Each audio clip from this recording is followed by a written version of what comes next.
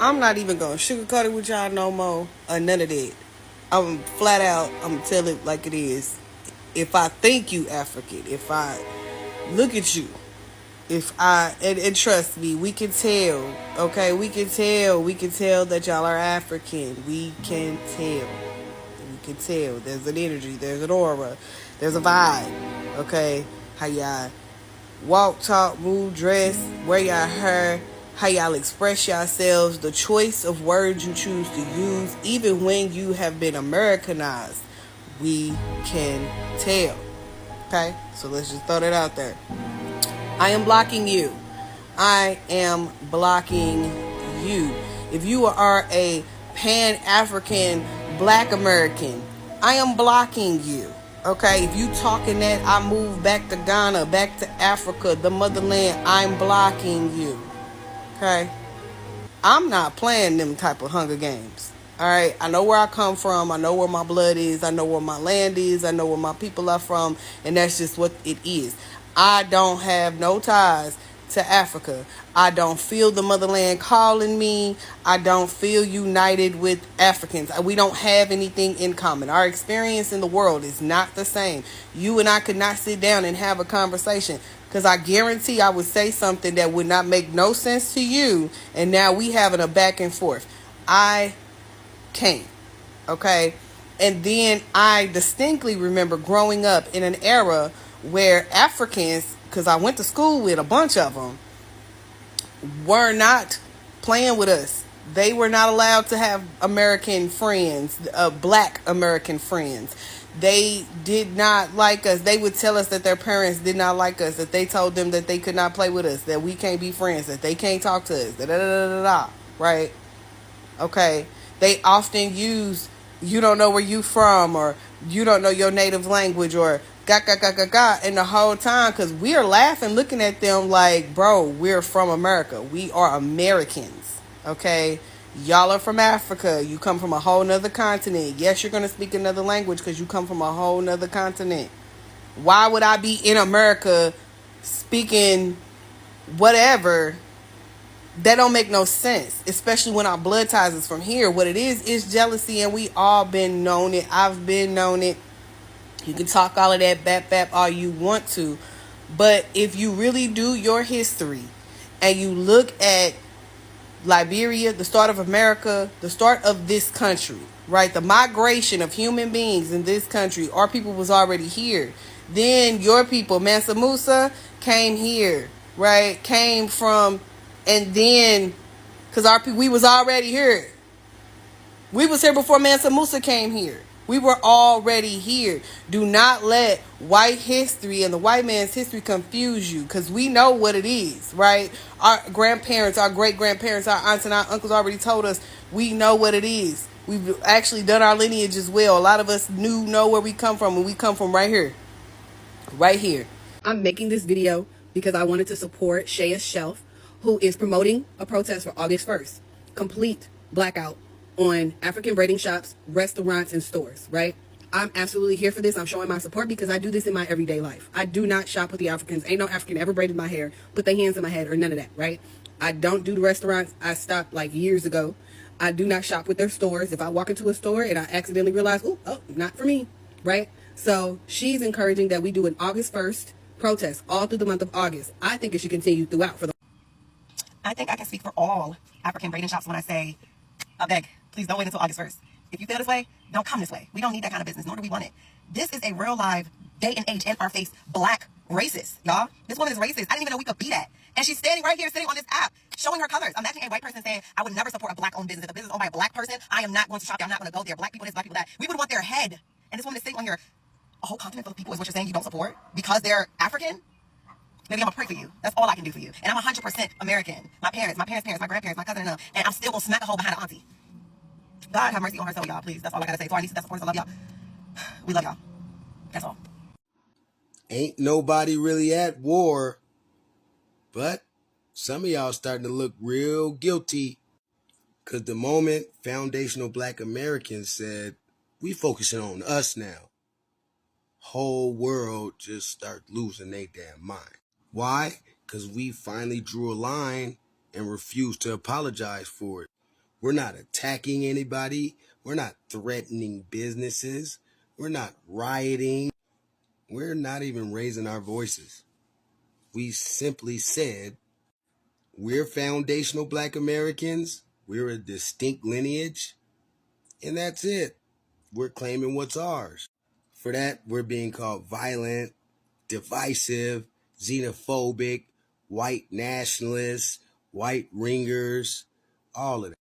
And that's projection, that's fear, and that's Fed talk. Nobody in this movement is caping for Republicans, saying we all just need to go be Republican and vote Republican and do what they do. We flame Democrats and Republicans heavy. We don't want white acceptance. We want reparative justice, tangibles. Now suddenly the African Union shows up trying to crowbar us into some kind of sixth region of the diaspora. And a lot of people are saying that looks like a cold finesse to try to finesse us out of our reparations claim. And we reject that because this ain't no group project. Our fight is not for sale, and our justice is not international aid. And yeah, you're going to see some weirdo, bootlicking FBA clowns pushing some of this diaspora wars bullshit too. You'll see that. TikTok and all of these social media platforms, they full of provocateurs looking for attention, going around saying F Africans all over the place, trying to go viral. They don't represent us. They're just minions of white supremacy, projecting their confusion onto a focused movement. Some Black Americans said they're going to hold their dollar, and suddenly the immigrant businesses start panicking. See, but the truth of the matter is those businesses were built off the benefits meant for us. These people didn't come here to help Black Americans. They came here to eat off the policies, the struggle, and the blood we spilt. So don't cry now that some of them dollars is being kept in-house, because y'all would never feeding us no way. We are not obligated or required to financially support anybody that disrespects us. We don't owe you nothing. And no, there is no war. We not fighting nobody but the system of white supremacy and its minions. So if you find yourself on that side of the fence, yeah, you getting all the smoke. And we just done letting people eat off us and speak for us and shame us for finally standing up for ourselves. So like I said, we not at war. We just not your fools no more. And if that burns you up, maybe it's because deep down, you already knew that free ride is over. Really want to say something real fast regarding the diaspora war, because it looked like it has heated up a lot. Really want us to kind of take a breather for a second and really think about a lot of the things that's going on. The world, not only the world, but mainly this country is going through a very, very heavy spiritual cleanse. This country is cleansing and purging. And it's necessary. So a lot of these conversations that we are having, no matter how aggressive they may seem, no matter how divisive that they may seem, no matter how racist they may seem, they're necessary. Uncomfortable conversations are necessary when it comes to any relationship. Any relationship, whether it's platonic, whether it's romantic, whether it's professional, you got to be willing to have uncomfortable conversations. This happens to be one of these uncomfortable conversations, right? Because there's been a lot of underlying backstabbing shit that's been taking place in our communities. The fact of the matter is, when it comes to the diaspora, all of those nations, what we need to understand, and what we just want you guys to understand on behalf of the melanated people of this country, is that we've always had respect for you guys. Always. We had so much respect for you that our ancestors put their lives on the line in order for you guys to be accepted over here. This goes for the Asian community as well. Because at one point, none of y'all allowed over here. None of y'all. Problem is that when you guys came over here, you forgot about us. You didn't want to build with us. didn't want to be in a community with us. You wanted to be in our community, but you wanted to build your own community within our community. You didn't want to hire us for jobs. You didn't trust us enough to date your family members. Okay? We're realizing because of this internet that a lot of you all were told to stay away from us before you even touch the soil. And you have people from your countries who get in our government, a government that was already structured to be against us, speak on our behalf, but to not do anything for us. Instead, they take our resources, cosplay our nationality in order to better your community. Meaning you all are still at the bottom. So they were bettering your community, but they were bettering your community with a democratic mindset. Meaning they give you a little sprinkle here while they collect big bucks in the back end. They still continue to keep you poor and keep you wanting welfare while they get their pockets fat. I think it's safe to say that we all have a common enemy, and it is the elitists, the people who are supposed to be taking care of us, but the only thing that they do is keep us beneath them. That community has their own elitists. We call them the boule. They have spoken on our behalf, but they have been behind the scenes doing some real fucked up things when it comes to our community. Have even stabbed our ancestors in the back. Same thing when it comes to the Native Americans. I gotta get in y'all mind that a lot of y'all ancestors lied to y'all too. A lot of our ancestors, they may not have lied, but they were told lies. Because of this pact that they have, they were not able to tell us the truth about ourselves. Same thing with the Hispanic community. A lot of you guys don't realize, but like you are today, you are exhibiting behavior of the same people who colonized your country. Same groups of people have colonized all of our countries. The same group of people are in charge. The same group of people remain wealthy. While the people who are a part of these groups, they remain poor or struggling, and they create divisive plans to keep us from getting along. The thing about the black community is we feel as if we have not been respected by our brothers and sisters because we are family. We have a lot of similarities more than we have differences. Yeah, we may speak a different language. We may dress different. Our food may be different. Our music may be different. But a lot of them are very, very much so similar. Think about it. I'm not a Bible thumper, but I know what the 12 tribes are. And if you don't know what the 12 tribes are, you should do your research on them. 12 tribes were to come together from all corners of the world is a prophecy. And the people who have been able to control us, manipulate us for centuries, they will no longer have power. Hell, we might even see the damn sky crack open if we was to all put our differences aside and stop listening to the people who tell us that we're supposed to hate ourselves and hate each other. Know that it's not going to take just this conversation of us getting over our differences, but maybe it's time for us to really start taking a real deep, close look at who our common enemies are.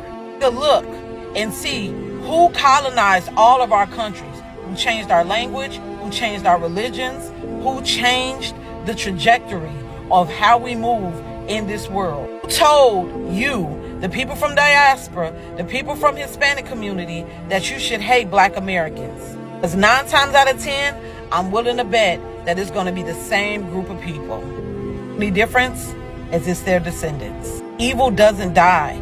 It just breeds unless good overshadows it. I'm just hoping that we all take some time to really start looking into these things I just told you. The world is shifting.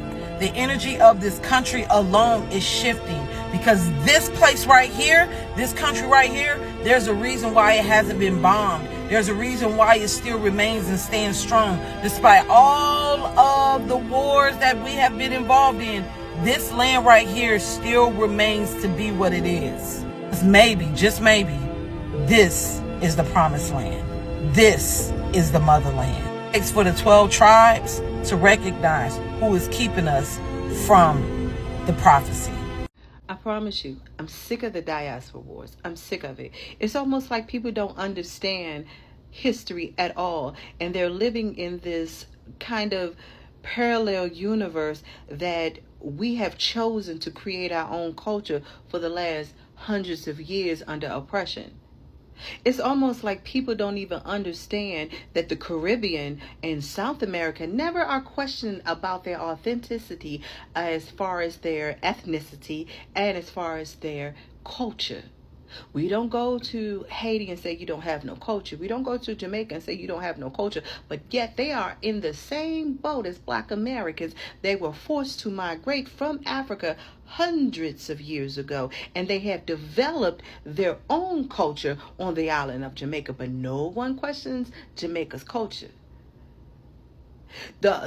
We have to.